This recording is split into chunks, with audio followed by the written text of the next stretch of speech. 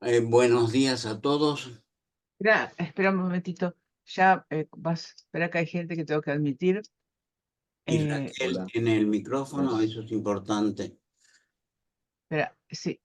eh, bueno, entonces espera que yo te presento un ¿Cómo poquitito. no? Les ¿Cómo no? agradezco a todos los que están acá y aparte les agradezco la puntualidad, porque hace rato estaban ya esperando que nos pudiéramos conectar. Bueno, les quiero presentar al doctor León Benazayac, que nos va a dar una charla muy interesante sobre patologías orgánicas, factores externos que alteran negativamente la personalidad y la conducta. Siempre nos sorprende con toda la información que día a día nos va ayudando a que podamos tener acceso a todas estas cosas, ¿no? Así que bueno, los dejo con León y esperemos que Raquel se pueda conectar. León, todo tuyo.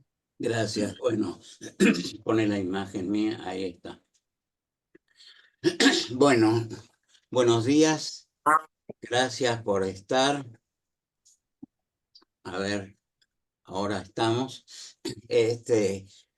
Vamos a hablar de patologías orgánicas y factores externos que alteran negativamente la personalidad y la conducta.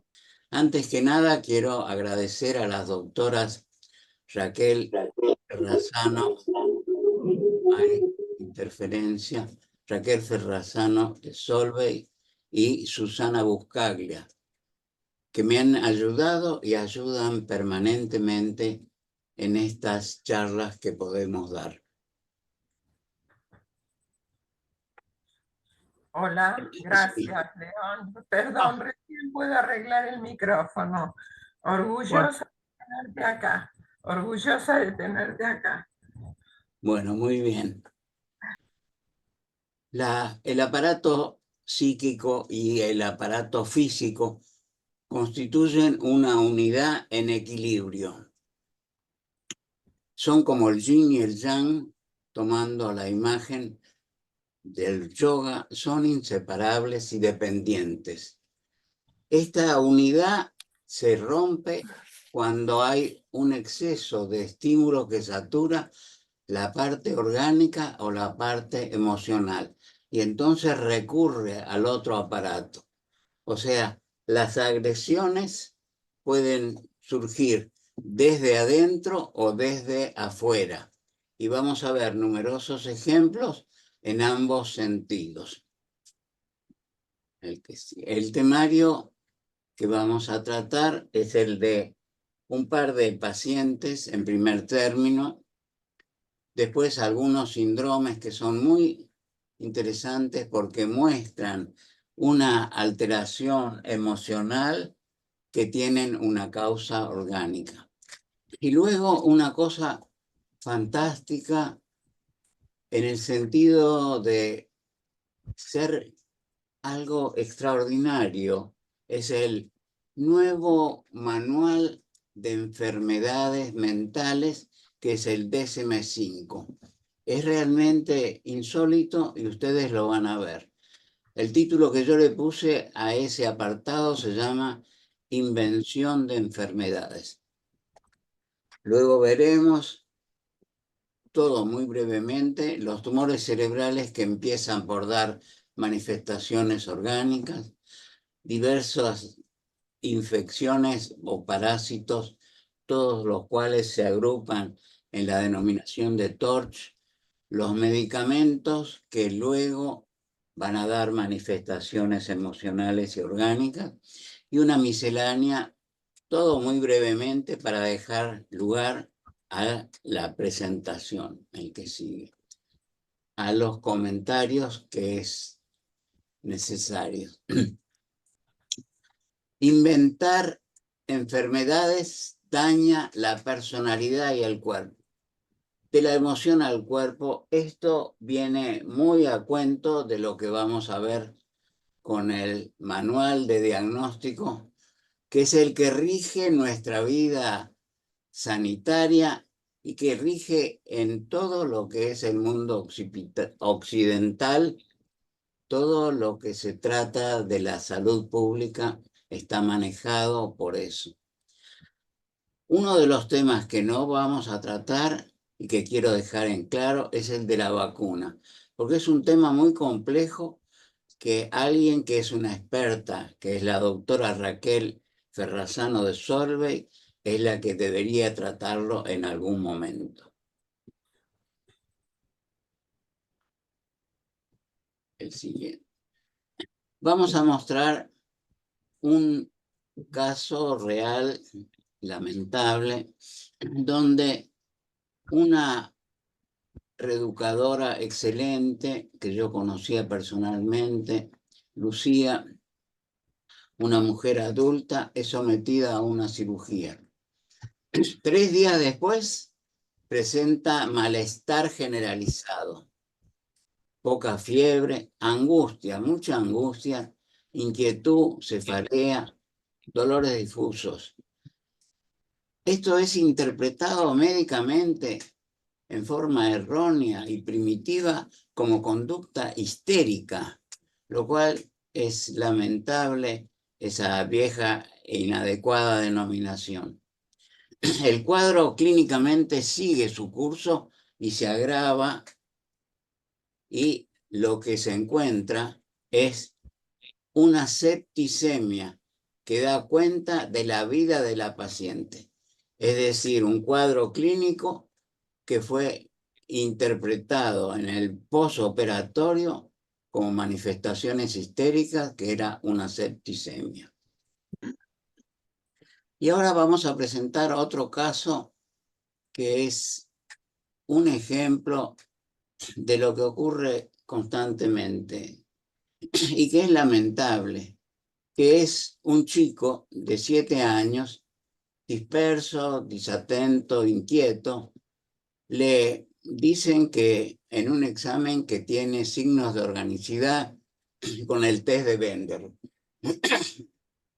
El test de Bender fue hecho hace muchísimos años y entre el test y la aparición de la tomografía computada hay una cantidad de años de por medio que permitieron descartar el diagnóstico de lesión cerebral por el test de Bender.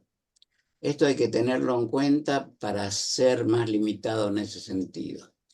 Luego lo atiende un médico y le dice que el diagnóstico es la suma de un déficit de atención con hiperquinesia más epilepsia. Le indica ácido valproico, que es uno de los productos que más se utilizan lamentablemente, que lo toma por años y que puede dar graves o mortales efectos. Estar medicado es estar enfermo. Esto es un axioma que los médicos tenemos que aprender. Dar un medicamento a alguien es darle un certificado que diga: señor, usted está enfermo, todas las mañanas y todas las noches tiene que tomar un medicamento porque está enfermo. En rigor de verdad, es un niño sano, con padres conflictivos, en una separación lamentable. A eso se le agrega la consulta médica, donde le hacen un electroencefalograma mal hecho y peor informado. Le diagnostican epilepsia. Pero hay un axioma fundamental, es un pilar de la neurología, que dice: no hay epilepsia sin clínica. O sea, tiene que haber manifestaciones motoras, sensitivas, emocionales, visuales, repetitivas, de aparición brusca para diagnosticar epilepsia. El electro, aunque sea convulsivo, no es suficiente si no hay clínica. Y puede estar solo, porque en la herencia se puede heredar un cuadro completo donde hay la clínica y el registro, o se puede heredar solo el electro. Este es un ejemplo de los muchos que vamos a ver. El ácido valproico da efectos secundarios y la idea es que lean todos los prospectos, porque de golpe un paciente, recuerdo, que le habían dado ácido valproico y tenía como efecto secundario diplopia, o sea, visión doble. ¿Qué hizo el paciente? Lógicamente fue al oftalmólogo, se hicieron un montón de estudios. Si hubiera leído el prospecto, se hubiera enterado de que era un efecto secundario. Suspendía el ácido valproico lentamente y el efecto hubiera desaparecido. Además, ocasionalmente, por suerte ocasionalmente, puede haber pancreatitis aguda o hepatitis fulminantes.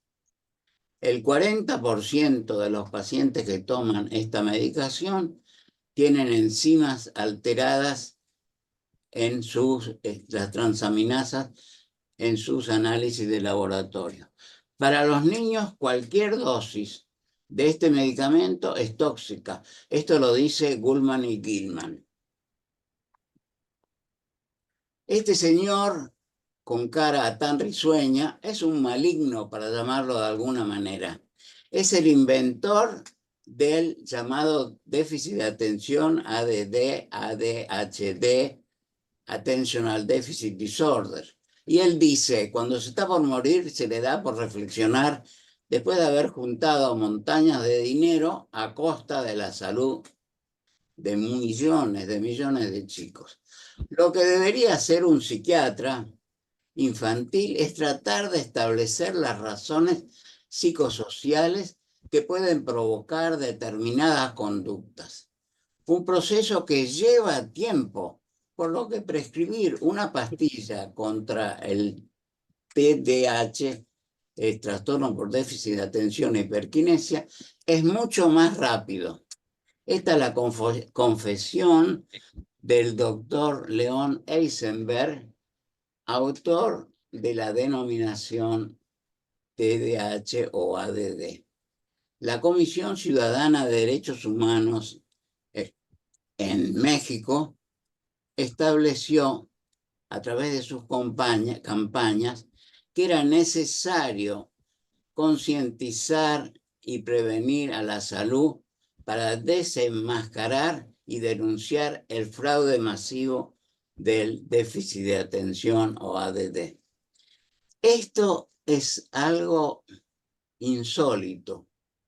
Este manual, que no lo conocen sino los profesionales, rige la vida entera de media humanidad. Todo el mundo occidental se maneja con este manual, que lo único que hace es taxonomía de un grupo de industriales, fabricantes de medicamentos, que se juntan en largas jornadas con un grupo de científicos de universidades prestigiosas para establecer nuevos diagnósticos. Diagnósticos que pueden denominarse con todas las denominaciones que tienen la Sociedad Real de la Lengua Española. Desde marcianos se los podíamos llamar, hasta cualquier otra denominación es poca. Detrás de cada diagnóstico hay una pastilla. La industria necesita vender. Es mucho más fácil vender que sentarse en el laboratorio a investigar.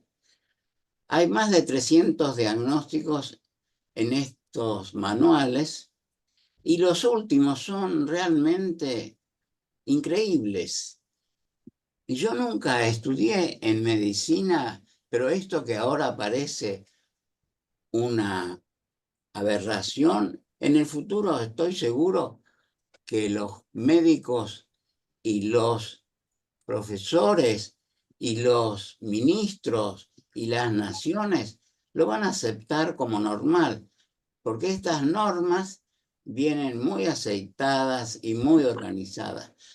Miren algunos de los diagnósticos. El diagnóstico del atracón.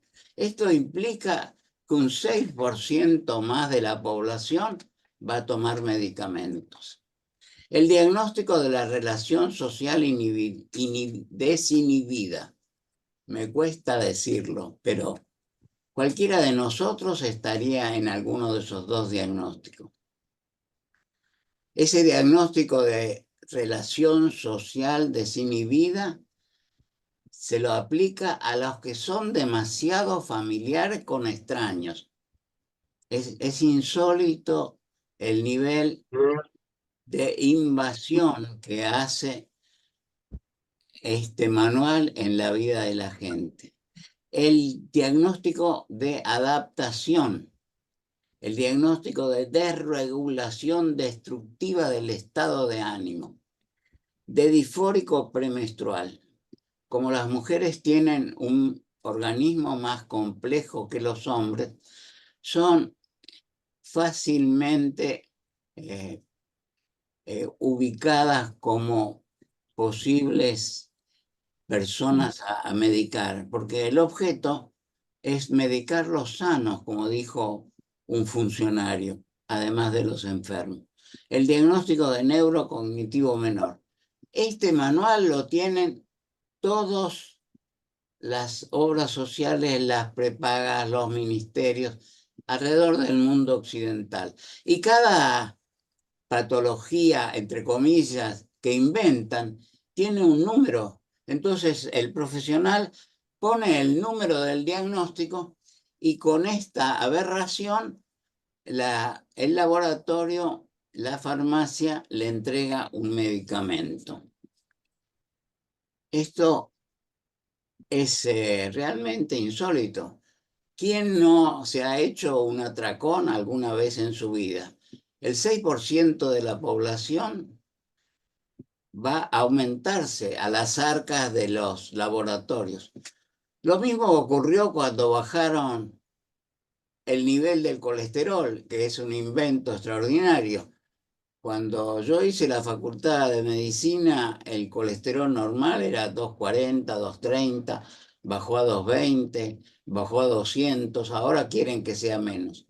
Con cada bajada, millones de personas entran a tomar más bastatinas. Los trastornos son infinitos. El DSM-5 es un peligro. ¿Cómo graficamos el peligro? Con un niño que tiene peligro al manipular un enchufe, con la imagen de los libros de DSM-4 que aplastan a los pobres individuos, y tengamos en cuenta que desde 1952 se hicieron 6 ediciones en 61 años, agregando enfermedades. ¿Lo llaman enfermedades? No, lo llaman trastornos. El trastorno es una denominación genial porque el lenguaje maneja la realidad. Si uno habla de trastorno, no es un fenómeno psicológico, no es un fenómeno médico, pero sí es algo que hay que medicar. Esto es lo que hacen. El DSM-5 facilita el uso inapropiado de antipsicóticos. Dentro de las aberraciones que tiene, en el eje de trastornos depresivos, el duelo no excluye el diagnóstico de depresión. O sea, pongámoslos en otras palabras. Si alguien pierde un familiar y sufre el duelo, que es normal, señores, el duelo es normal, la tristeza es normal. No, usted se equivoca, me dice el DSM-5. El duelo es una patología que debe ser tratado con antidepresivos. Una joya de decisión. Además, otra de las palabras extraordinarias que usan es el espectro obsesivo compulsivo. La palabra espectro da amplitud. Entonces, alguien tiene una patología, es autista, después es el espectro autista. ¿Alguien es obsesivo compulsivo? No. Ahora hay que incluir muchísima más gente. Entonces, esto facilita enormemente la medicación. Pero cada uno de estos diagnósticos, entre comillas, carecen de marcadores biológicos para hacer una clasificación válida. El director del National Institute of Mental Health en Estados Unidos dijo que los pacientes con trastornos mentales merecen algo mejor. Y la crítica la hizo poniendo que esta clasificación carece de validez por falta de medidas objetivas del laboratorio. El instituto, el National Mental Health, va a reorientar sus investigaciones fuera de las categorías del DSM-5, el manual, y para eso inició un proyecto para recopilar información genética, neuroimagen, ciencias cognitivas y demás datos científicos para integrar los componentes vinculados a los síntomas de la enfermedad mental. Yo me pongo a pensar, aunque ustedes no crean, si estoy en lo cierto o estoy desvariando en mi memoria. Yo creo recordar que en la Facultad de Medicina me enseñaron que la medicina era el arte de curar enfermos. Yo no lo entiendo, porque lo que está haciendo la medicina actual en términos generales y muy masivamente es dañar y matar una cantidad de gente. Esto me lleva a seguir reflexionando y refrescarme la cabeza de nuevo, a ver si logro entender estas extraordinarias conclusiones pasaron.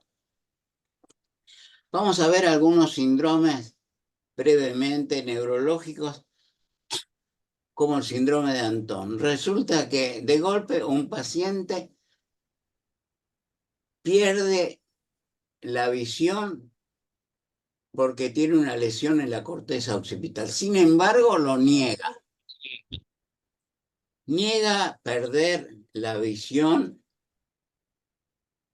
porque el aparato psíquico no está preparado para aceptar la ceguera a partir de la lesión occipital, por hemorragia, tumor, accidente o por algún otro proceso que dañe la corteza occipital. Si uno tiene que ubicar la lesión, está acá en la parte posterior, donde dice corteza occipital, es el lóbulo occipital. Otro síndrome que es muy impresionante es el síndrome de Capgras, donde un familiar o un amigo, cuando la gente entra en este síndrome, cree que ha sido reemplazado por un impostor idéntico. Esto se ve en esquizofrenia paranoide, en lesiones cerebrales, demencia, enfermedades neurodegenerativas o a veces por el consumo de ketamina. O sea, la persona en realidad no es lo que parece, aunque se vea exactamente igual, sino que es un impostor. Esto es producto de lesiones, digamos. Los tumores cerebrales pueden dar infinidad de patologías o de alteraciones emocionales aún previamente. Por ejemplo, un 21% de los meningiomas presentan inicialmente síntomas psiquiátricos en ausencia de síntomas neurológicos. O sea, esto es para reflexionar. Si alguien tiene una depresión, antes de darle un antidepresivo, o si tiene ansiedad o apatía y es una persona mayor, hay que investigar a ver si tiene o no otra alteración. Acá está graficado en un gráfico excelente que hizo un colaborador que es Nicolás y que muestra los meningiomas que pueden dar psicosis, que pueden tener ubicaciones diferentes. Además, la particularidad de que son más frecuentes los tumores del lado derecho frontal o temporal con más alteraciones que lo del lado izquierdo. Pasa el otro.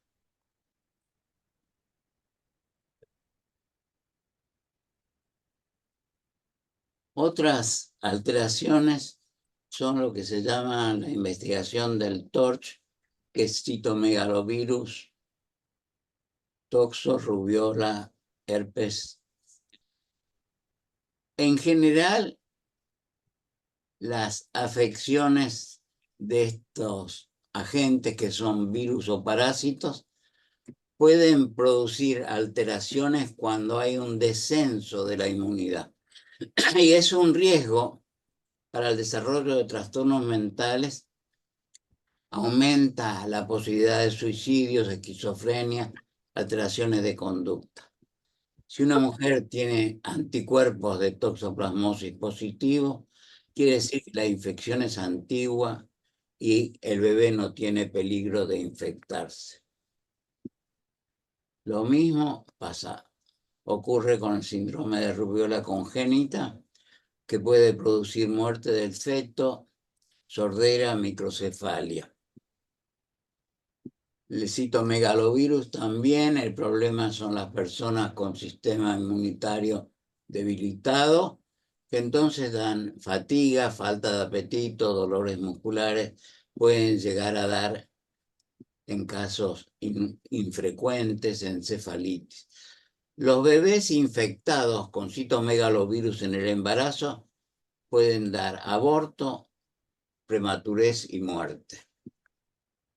El herpes, que es tan común, que es la alteración que se ve a nivel de los labios, está facilitada por el estrés. Las situaciones de estrés facilitan la reaparición de la lesión del herpes, lo mismo que el sol, y se traduce en ampollas molestas y dolorosas. Los virus persisten a lo largo de la vida una vez que penetran en el organismo. Y más allá de cuál es el agente que lo produce, cuando llega a una encefalitis, hay poca fiebre, confusión mental, cambio de conducta, irritabilidad. Pueden ser causadas, entre otros, por el virus del herpes simple, que puede dar las alteraciones más graves a todas las edades, incluso en recién nacidos. Quiero detenerme un minuto en los factores emocionales que se traducen en alteraciones orgánicas en relación a lo que son investigaciones personales. A lo largo de los años he visto algunos datos que quiero compartirlos. He visto constante y permanentemente en innumerables situaciones de parálisis facial periférica que toma el ojo y la boca, como vamos a ver luego, que hay siempre un disparador emocional que desborda, satura y traspasa al aparato psíquico. El aparato psíquico se expresa en el organismo porque la situación es brusca, es intensa, es intolerable. Entonces aparece la parálisis facial. Es constante esta relación emoción conflicto, situación grave, desbordante y parálisis facial. El otro tema más grave es el de la neuralgia del trigémino. La literatura habla de que hay gente que se suicidó por el dolor de la neuralgia del trigémino.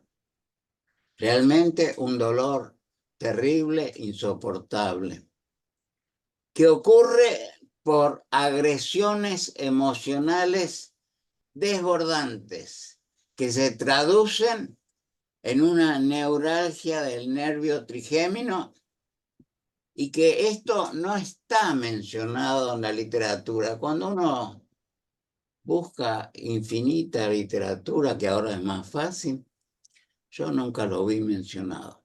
El tercer tema, que sí he visto ocasionales y menos valorizadas menciones, es la relación entre lo emocional y la presencia de convulsiones.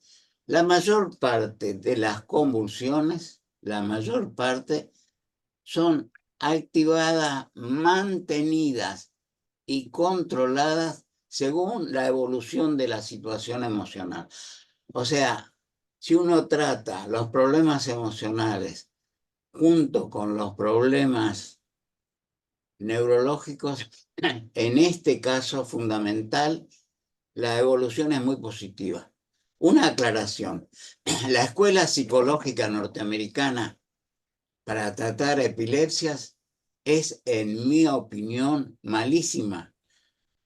Parten de decir al paciente, usted es un epiléptico, usted va a tener que toda la vida estar así. Todo esto es una mentira y un daño gratis. Nadie es un epiléptico.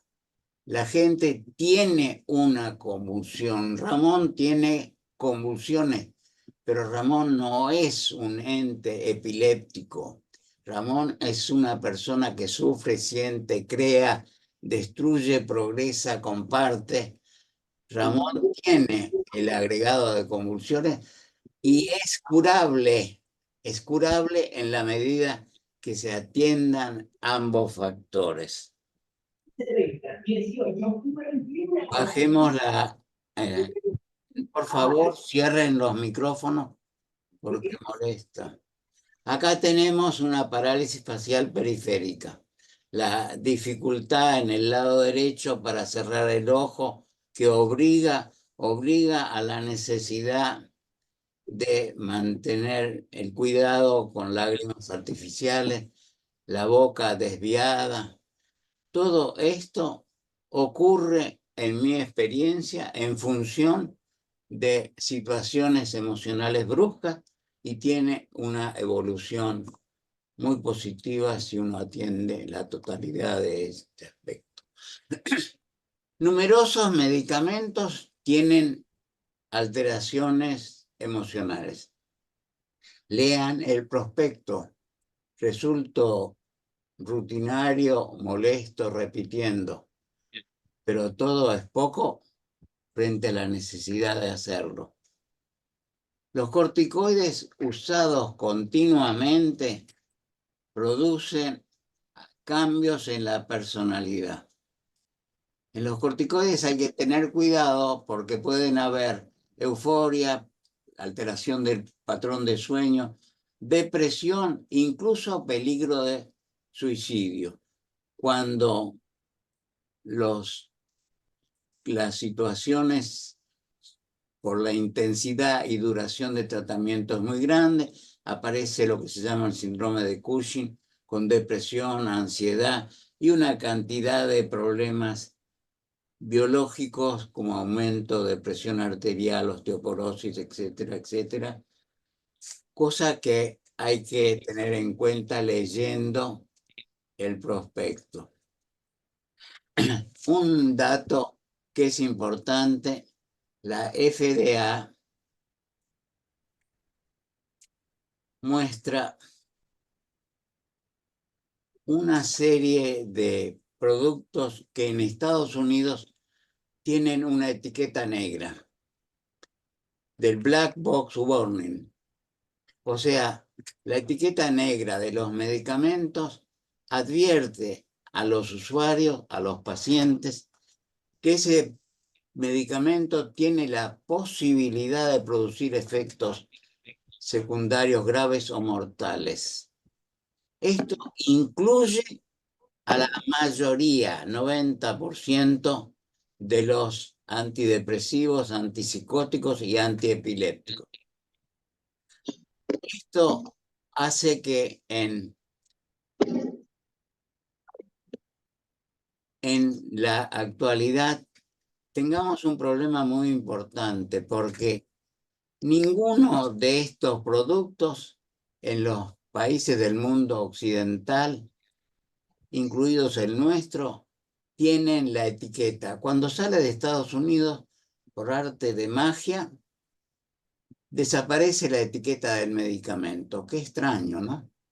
Y los antidepresivos, que pueden inducir actos de suicidio en muchos casos, los antipsicóticos que no son inocuos, los antiepilépticos que pueden tener efectos secundarios, todo eso está borrado de un manotazo con la supresión de la etiqueta del medicamento. No todos los profesionales, sino todo lo contrario, no todos los profesionales entran en este juego.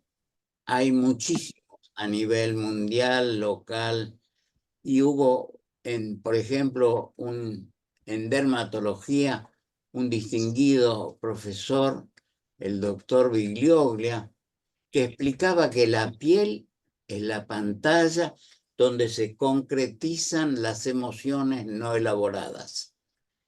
El doctor Biglioglia fue un ejemplo de dignidad y de trabajo, como la mayoría de nuestros profesionales. Los síndromes, para ir terminando, el síndrome de Munchausen es una patología que lamentablemente se ve. Son gente que tiene una grave alteración mental por la cual se inventan enfermedades. Y como no hay una historia única, entonces un día van a un hospital, otro día van a otro, un día van a una guardia, otro día van a otro horario. Y entonces algunos llegan a someterse a numerosas cirugías o infinitos tratamientos innecesarios. Hay varias películas sobre el tema del síndrome de Munchausen, que era un señor delirante que inventaba historias fantásticas.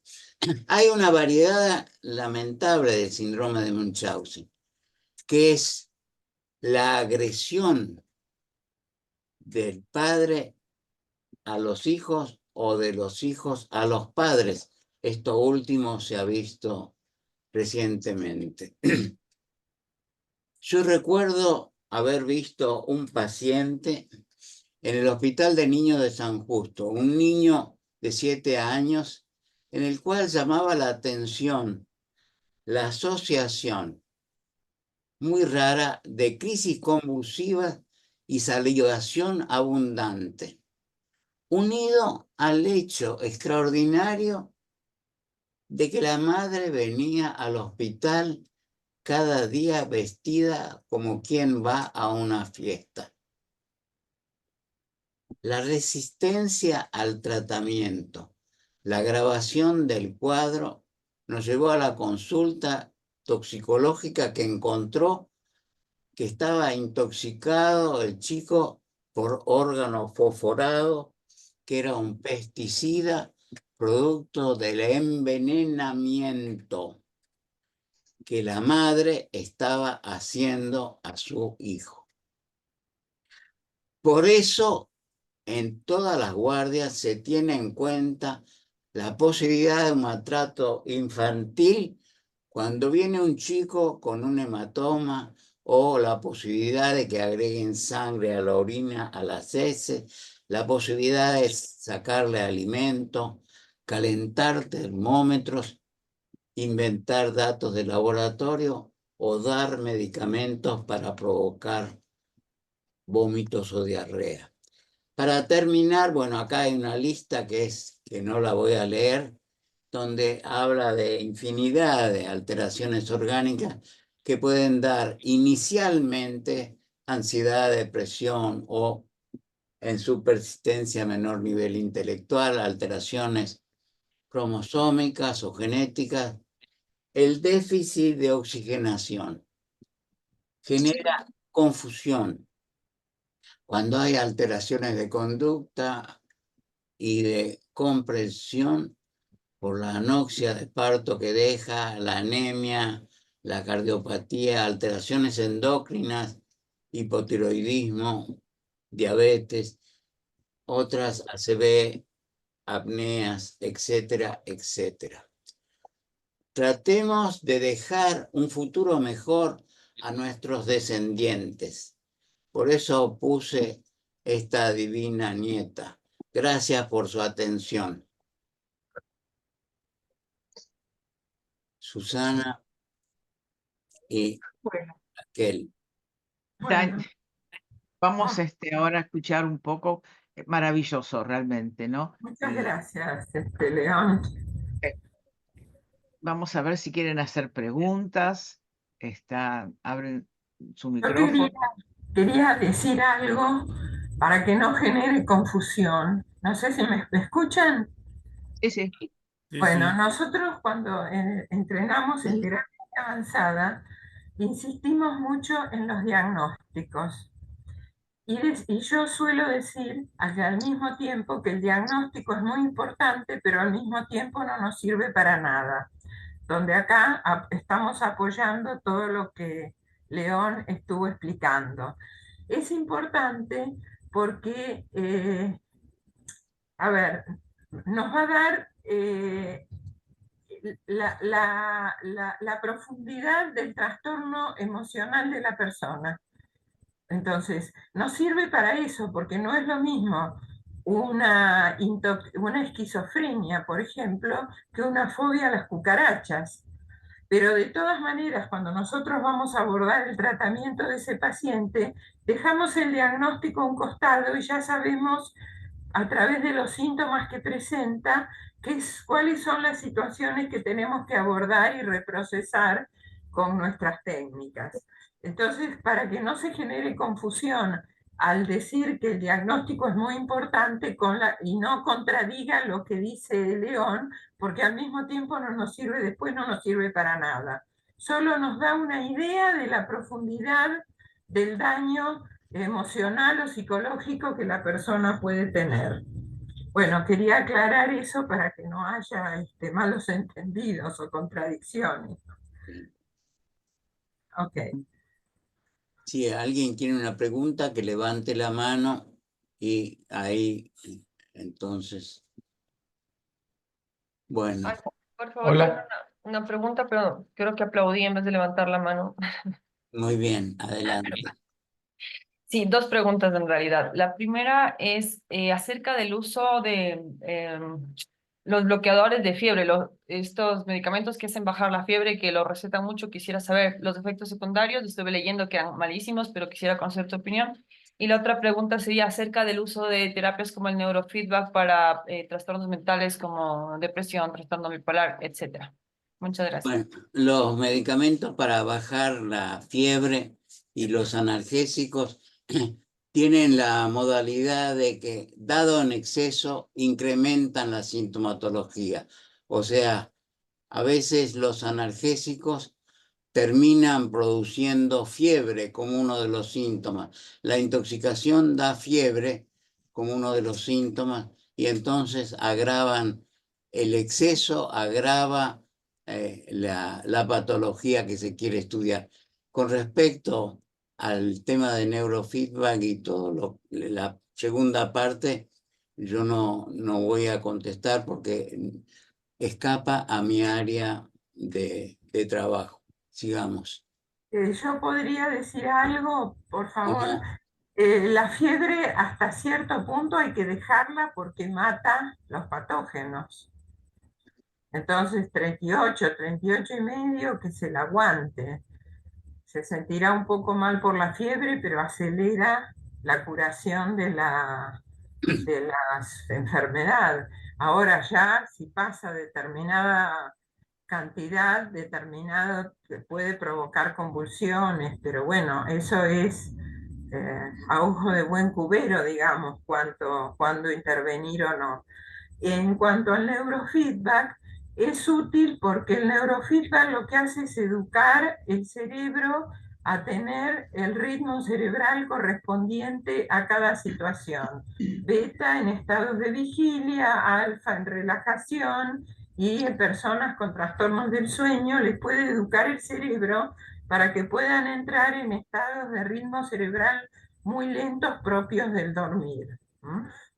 Es básico lo que está diciendo Raquel, porque el tema de la fiebre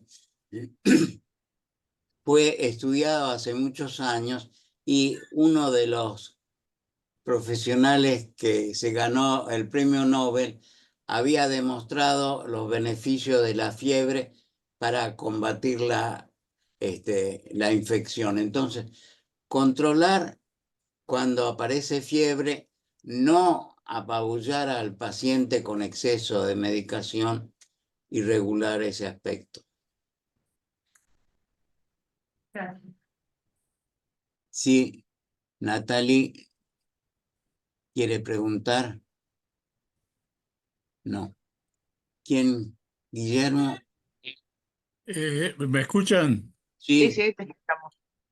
Bueno, yo pido disculpas porque en realidad tengo lo que hoy en día se llama un sesgo de confirmación, porque vengo desde hace muchos años batallando en una línea bastante parecida a la de León.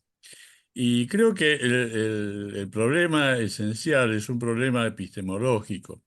En realidad, nosotros tendemos a confundir, o históricamente se confunde, eh, asociación o correlación con causalidad, y a veces se toma el síntoma por la enfermedad.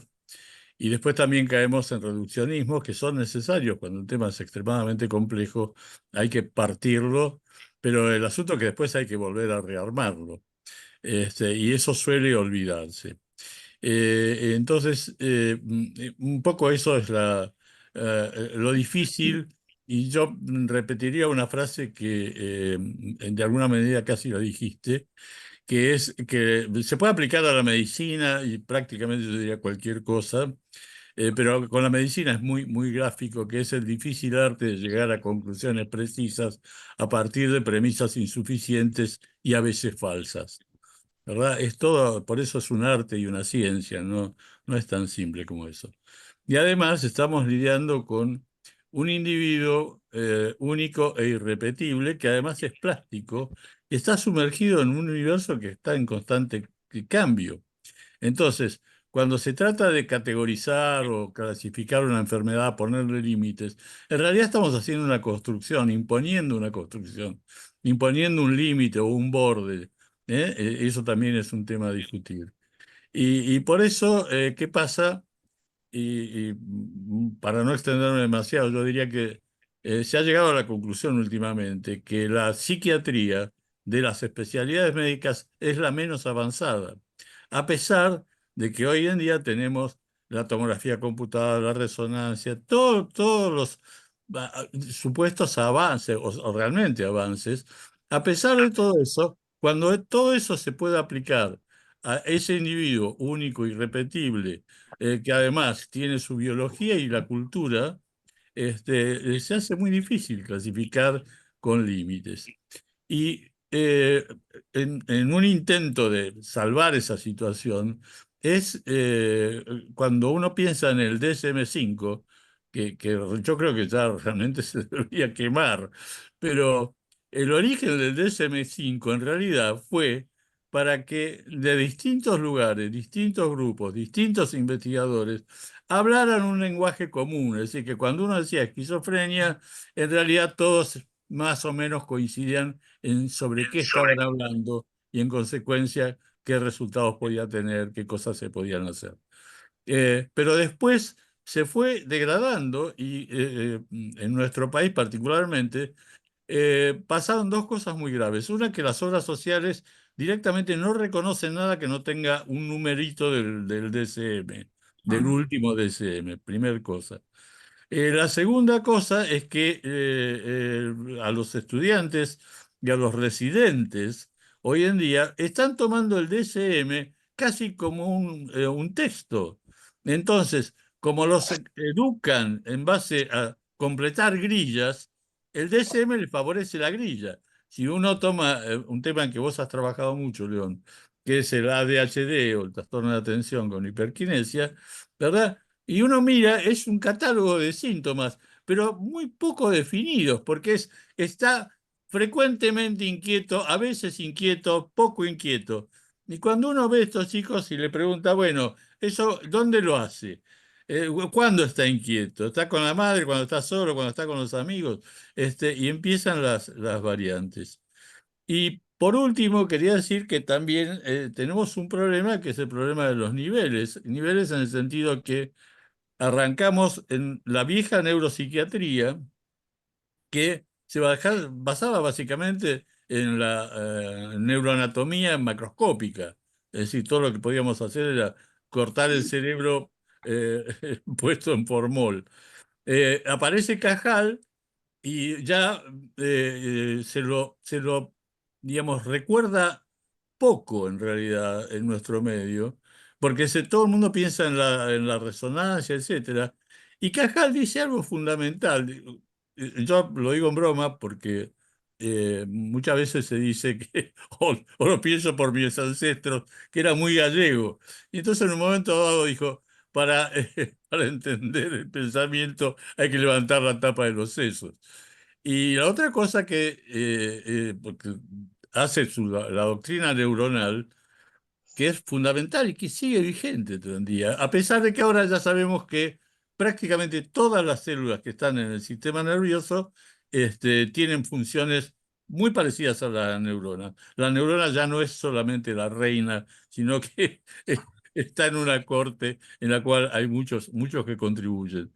Y, y bueno, finalmente, Cajal dice una cosa muy importante y es eh, la arquitectura del cerebro tiene que tener sentido, ¿verdad? Y ahí está la cosa, digamos, cómo se relaciona una cosa con la otra. Y sorprendentemente, por una cuestión ya creo que más no sé si política o como sea, cuando aparece Freud, bueno, se convierten en psicologistas y antipsicologistas, ¿no? Y por otro lado, bueno, psicoanalistas o antipsicoanalistas ortodoxos, bueno, entran todas las variantes.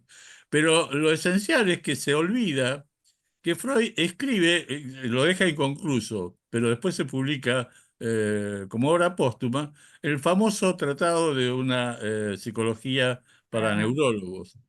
Y si uno mira y lee ese tratado, que después ha sido reivindicado ahora a la luz de todo lo nuevo de la neurociencia, es decir, cuando Freud habla y hace sus dibujitos, en realidad, y la resistencia y las fuerzas que se mueven de un lado para el otro, está haciendo lo mismo que hacía Cajal de alguna manera, está utilizando esa base y llega hasta donde puede para lo que se conocía. Y hay ejemplos de la clínica maravillosos. Vos citaste el Antón, el síndrome de Antón, ¿verdad? Y es una ceguera cortical, el paciente dice que está ciego. Bueno, en la medida que empezamos a saber un poco más de algunas cosas, una de las cosas que también, aparte de estar ciego y no reconocer su ceguera, eso hoy se sabe que también es un trastorno adicional, que es una anosognosia, desconoce su patología, primero. Y la segunda, que los pacientes con síndrome de Antón normalmente tropiezan, se llevan todo por delante, etcétera. Pero se probó que si uno pone un objeto en su camino, en alrededor casi hasta el 50% lo esquivan. ¿Y por qué? Porque, bueno, hay una parte de su visión que se cierra en el tálamo, y el tálamo ya pasa a la corteza frontal y él se conduce con eso, que le permite ejecutar, pero no sabe lo que está haciendo, ¿verdad? Es decir, no es una visión perfecta. En realidad, cuando llega al lóbulo occipital y después sigue su camino, entonces, en el lóbulo occipital en realidad lo que vemos son como píxeles. No sabemos qué es lo que estamos viendo. El resto del cerebro es lo que agrega una cara que se mueve, que va de aquí para allá, que está bien iluminada, y él finalmente dice, bueno, esa es mi mamá, ¿verdad? Eso es el síndrome de Down.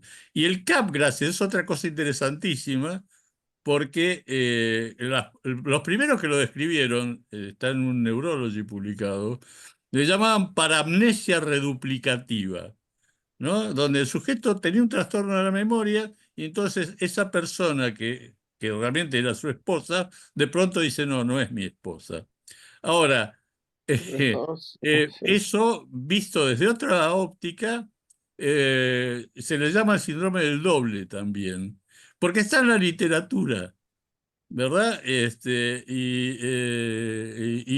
Parece que es un fenómeno, el fenómeno del fantasma, del doble, es decir, donde, bueno, el que hace esta cosa no soy yo, es el otro que está acá. Es sumamente interesante. Y termino acá con esto.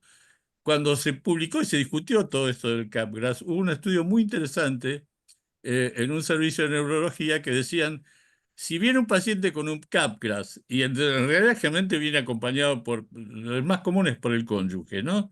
Dice, vengo desesperado porque mi marido dice que yo no soy la esposa, ¿no? O viceversa.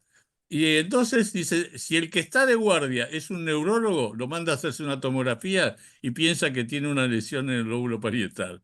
Si el que está de guardia es un psiquiatra, le dice, vaya y denle una medicación antipsicótica porque está delirando. ¿Ok? Eso es todo lo que quería agradar y agradecerte, León, porque realmente es una hermosa charla. Yo quería decir algo, si me permiten, que la intención de estas jornadas es unificar la grieta que hay entre médicos y psicólogos. Para los psicólogos todo es psicológico, para los médicos todo es cuerpo y enfermedad. Y sabemos que somos una unidad cuerpo-mente y todo lo que afecta al cuerpo afecta a la mente y viceversa. Entonces, los diagnósticos diferenciales que tenemos que hacer son muy importantes. Son muy importantes. Yo he visto casos de, por ejemplo, un joven con ataques de pánico medicado y que tenía una litiasis biliar. Lo operaron de la vesícula, le sacaron los cálculos y se le terminó el pánico. ¿Qué relación hay entre la litiasis biliar y un ataque de pánico? El susto por las sensaciones, la mala interpretación de las sensaciones corporales, etcétera, parálisis faciales por un insulto a una persona que dijo fue como si me hubiera dado una cachetada, al día siguiente apareció con la cara paralizada.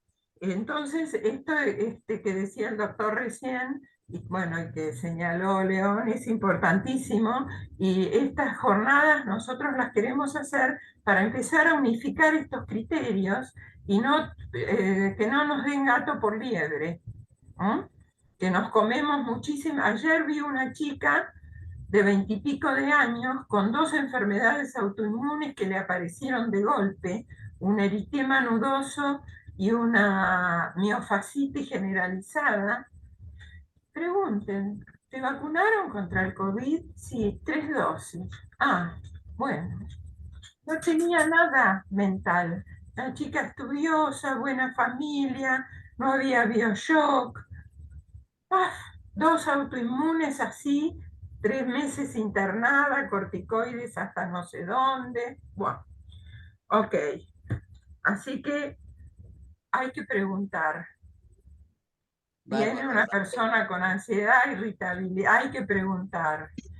Piercings en la oreja, en el punto de aurícula de cuello, puede dar hipertiroidismo o hipotiroidismo. o en algún punto de la columna vertebral en la oreja, dolores lumbares. Sacate los aritos de la oreja, en la nariz, sacate los aritos de la nariz. Los tatuajes interfieren en los meridianos de acupuntura, son estímulos permanentes en zonas, como decía, la piel es el órgano más extenso del cuerpo y el que tiene más representación a todo nivel, ¿no? Bueno, era esto nada más. Gracias, Raquel. Además, los tatuajes, hubo trabajos nuevos que mostraron que el pigmento puede generar patologías graves en la piel en el futuro. Corina tenía una pregunta para hacer, ahí figura eso. ¿Dónde está? Sí. Gracias.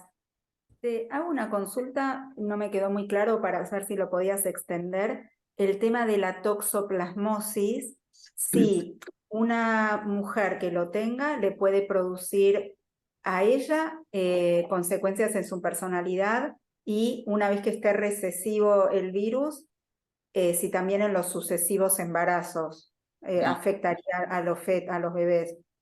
No, una vez que... Hay dos cosas ahí.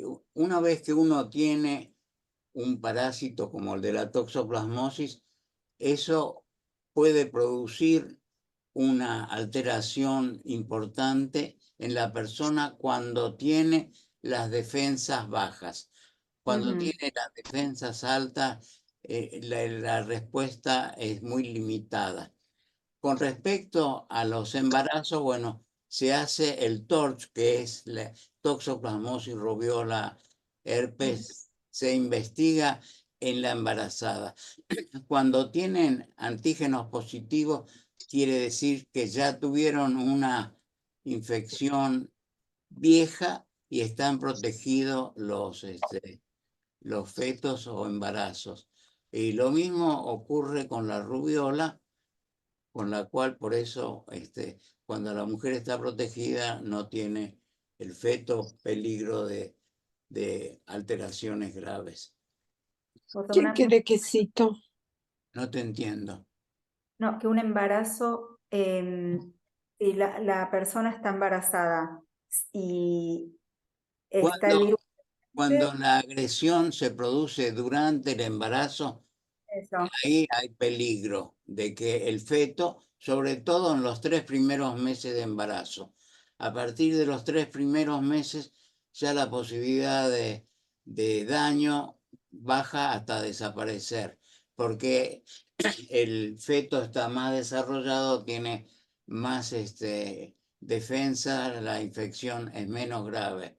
O sea, cuanto más precoces dentro del tiempo de los 3 primeros meses, la agresión de cualquiera de esos agentes puede producir alteraciones diversas que están bien descritas en la literatura. Bueno, gracias.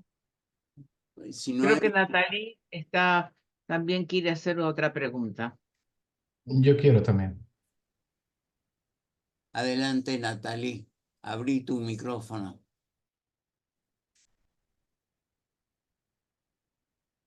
Está bloqueado. El micrófono. Tu micrófono. Ay, perdón. Ahí está.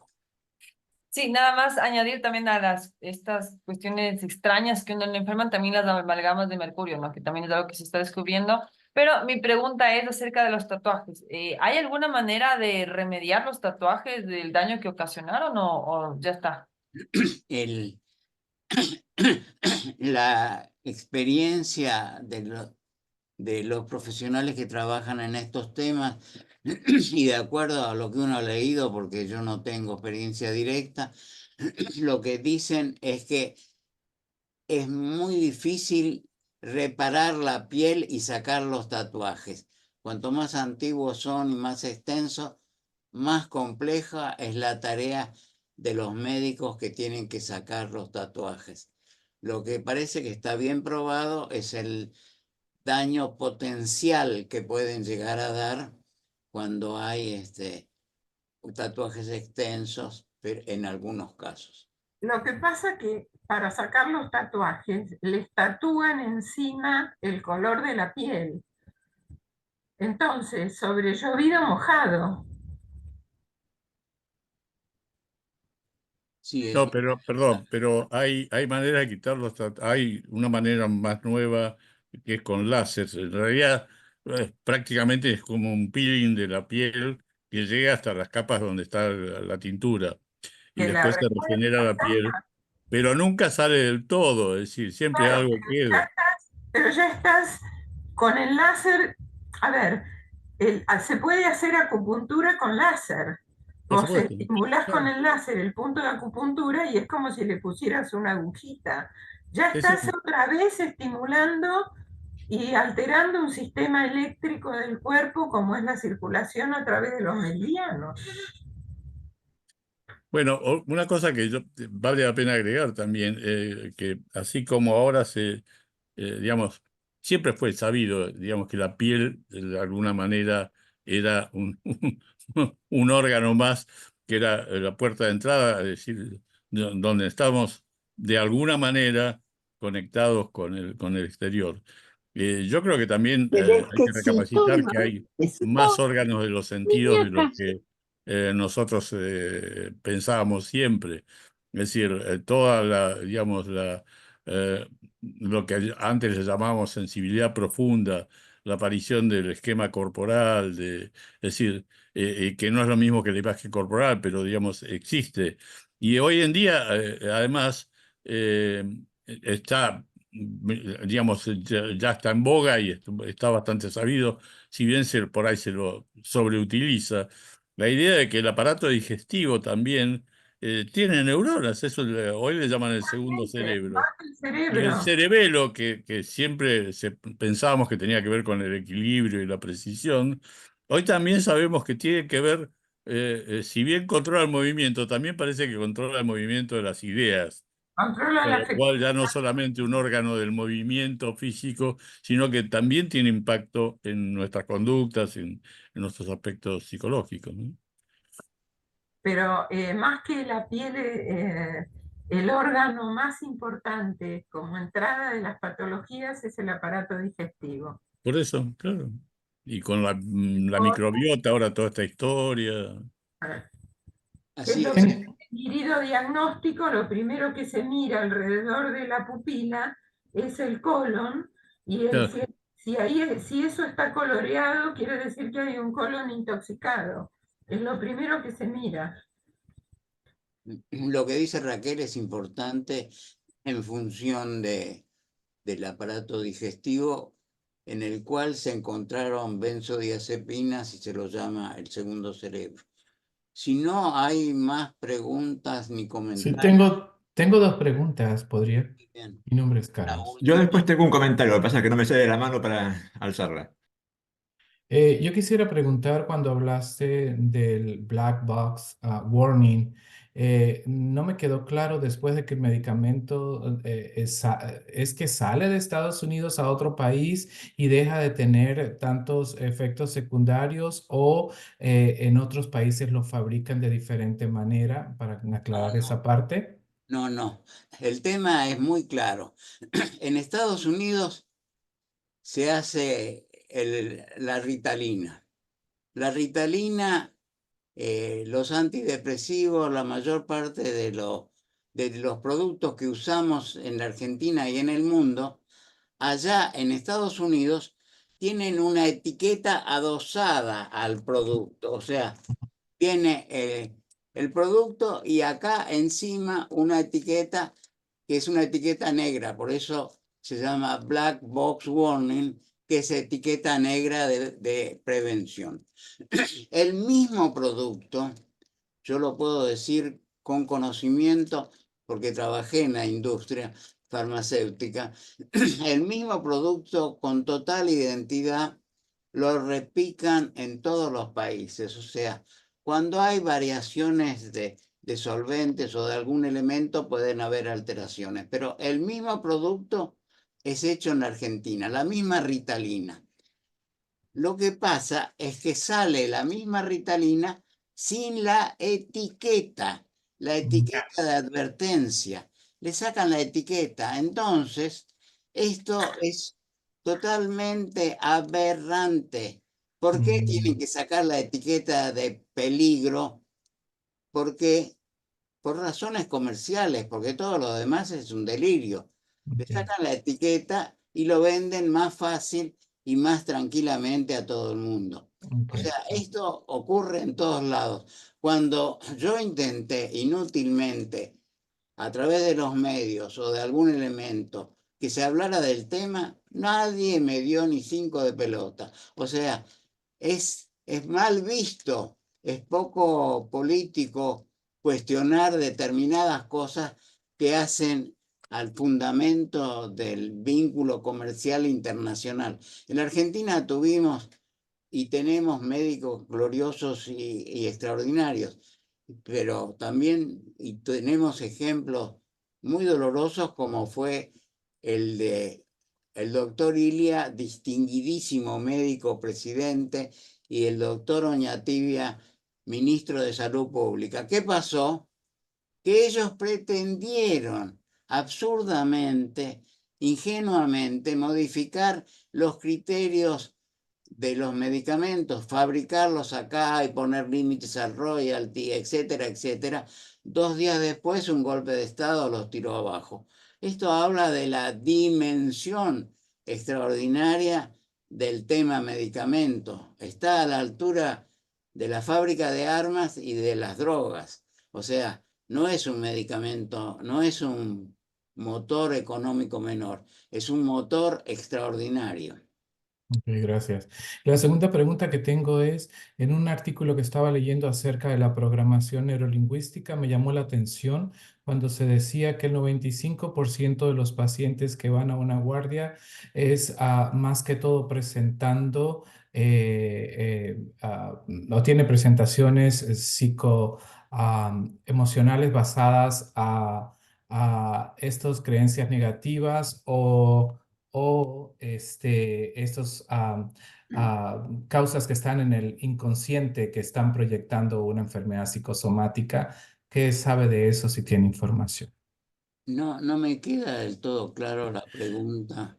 La pregunta sería, ¿qué tan cierto puede ser que cuando un paciente va a una guardia porque está presentando ciertas patologías, cuando no se considera a través de una radiografía o algo que está pasando, algo real, es basado en a- a creencias negativas o esto que está en el inconsciente de que era un niño y fueron puestos, no sirve Bueno, para esa es una nada? interpretación psicoanalítica que eh, no es lo usual en las guardias médicas. Como dijo Raquel, se tiende a ver el resfrío como resfrío, la parálisis facial como parálisis facial, y nadie pregunta si hubo un shock emocional para producirse una parálisis facial.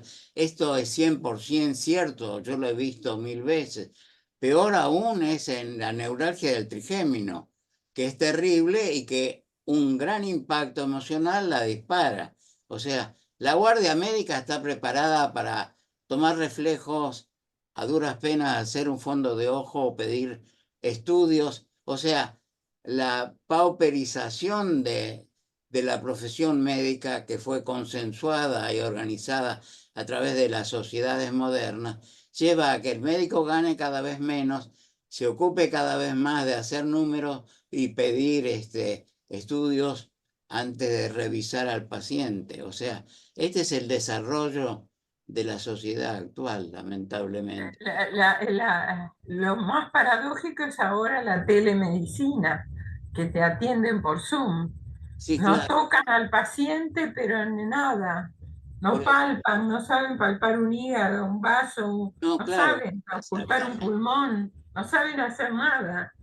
Exactamente. Los residentes actuales en general no saben hacer el fondo de ojo. O sea, yo tuve una experiencia haciendo el profesorado en neurología que mostró claramente los desajustes de nuestra sociedad.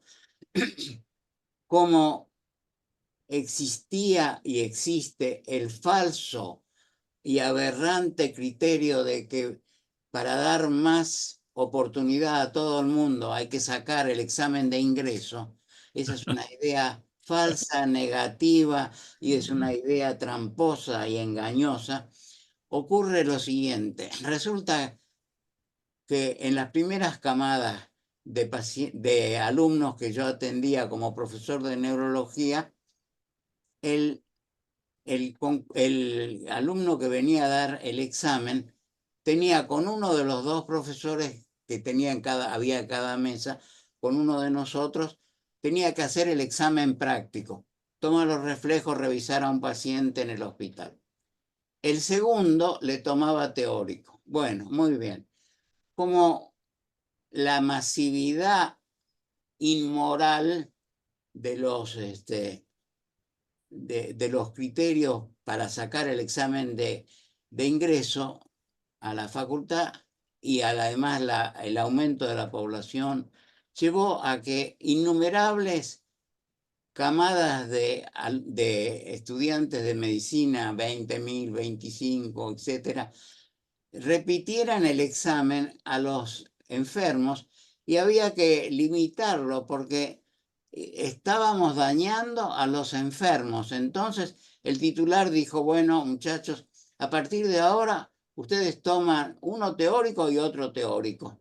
Entonces no podíamos pedirle que haga un examen práctico donde se viera cómo tomaba los reflejos, cómo hacía un fondo de ojo. No, había que preguntarle qué piensa usted de la teoría de los electrolitos o cualquier otro aspecto que podía ser importante, pero no suficiente. Y entonces la vieja anécdota de un profesor que aplaza a un alumno en las épocas pasadas cuando le pregunta, ¿revisó al paciente? Sí, ¿cómo estaba? Muy bien. ¿Y el reflejo rotuliano en la rodilla?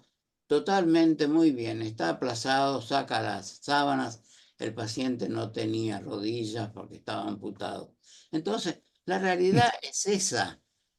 La sociedad vive engañándose con la historieta de que hay que dar ingreso a todo el mundo. Hay que dar ingreso a los que tuvieron posibilidades, desgraciadamente menos, de hacer estudios, de llegar sabiendo leer y escribir en la escuela primaria, de aprobar el secundario, de hacer una facultad decente y no la que va decayendo junto con todos los valores sociales. Perdón por lo discursivo.